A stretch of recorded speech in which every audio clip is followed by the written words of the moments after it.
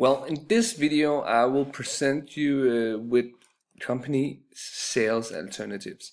And why it's important to consider company sales alternatives is because, of course, a company needs to take into consideration how large a turnover they can have, how much they need to sell in order to make break even, and how much they need to sell in order to actually make a profit. So in this video, I will focus on these. When companies wish to fix the optimum sale price for their products, they need to consider both the sales potential available and the cost incurred. If, for example, you want to sell ice cream in the winter time, you have a big challenge because this is largely a product that will be sold during spring and during the summer. Therefore, the Christmas time you will face challenges on selling ice cream. In the chapter we will focus on best possible combination of sales price and sales volume of any given product. In connection, we will use the concept of contribution margin, which is also dealt with in chapter 11. Contribution margin for a given period is calculated by deducting variable cost from the turnover during the period in question. So we'll focus a lot on the contribution margin. If, for example, we take an example and we look at the company turnover and we look at the variable cost, then we have the contribution margin. You can't see it because of the picture, but if you see the turnover, you see a turnover of 6 million, variable cost of 3,600,000. And then in the end you see the contribution margin. That's actually what's left when the company has paid its variable cost. Therefore, the contribution margin is what's left to pay for the fixed cost. And then in the end, we'll be able to see how much of a profit the company can make. There are 3 different methods you can use to determine the optimum sales price and volume by any product. You can use the total method, the unit method, and the differential method. A company called Boa, which only produces and sells one single product, operates on a market in which it is in perfect competition. So the company cannot influence its sale. It is forced to sell at the current market price, which is expected to be 50 kroner for the forthcoming year. In other words, the company is a quantity adjuster. The company's maximum capacity is 50,000 products, units per year, and the variable cost of the products during the year are budgeted in figure 12.1. Here we see the sales volume, here we see the variable cost, and here we see the variable cost per unit.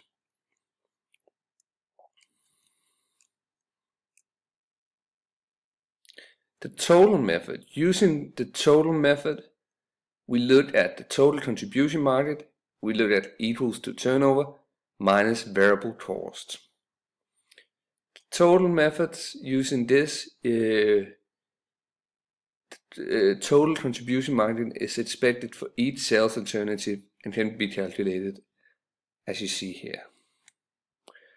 Here we see for Boa, we see sales volume, we see turnover, we see variable cost, and we see total contribution margin. So if we look at this, the sales price, as we explained, would stay at a constant 50 kroner. The sales volume is here in line B.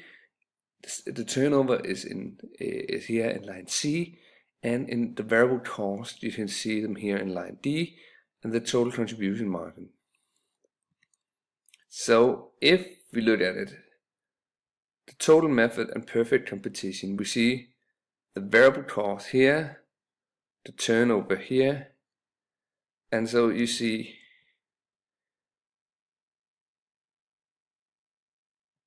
that you put these things in.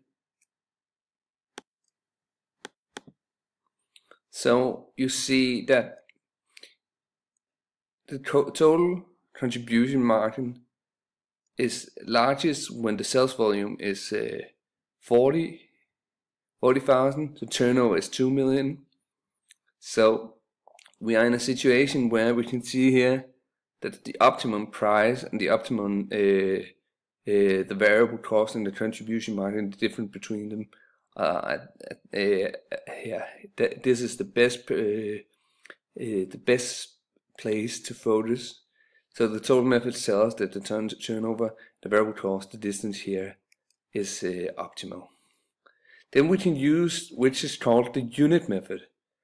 And using the unit method, total contribution margin expected for each sales alternative can be calculated as follows. Then you see total contribution margin equal to contribution margin per unit, sales price minus variable cost unit, multiplied by sales volume. Then you see variable cost unit, contribution margin per unit, and then total contribution margin. Still the same sale price, still the same sales volume. And still we get the same result. We get the same result that the sales volume at 40,000 is the most is the best possibility for the company. Then we take this called the differential differential method, where we look at differential contribution, and there we focus on equals to differential turnover minus differential cost. And if we look at differential turnover, this is change in turnover divided by change in sales volume. And then we see differential cost equals to change in total cost divided by change in sales volume. So there we start putting the numbers in, and again the best possibility for the company is still to focus with the sales volume at 40,000. It will be profitable to increase the sales volume to 40,000 units because the differential turnover is larger than the differential cost up to this level in sales. In other words, differential contribution is positive up to the sales volume of 40,000. However, it will not be profitable to increase the sales volume more than 40,000 units to 50,000 units because the differential cost DKK 64 will then exceed the differential turnover of 50, as we see here. After 40, you see differential cost and differential turnover. You see a difference here, so suddenly it actually becomes it becomes not a good possibility for the company to actually increase their sales from 40 to 50,000. So that's also something many companies need to consider in order to actually make a profit, figuring out how much they want to sell, seeing how much are they able to sell. Of course, they need to consider, okay, what are our limits?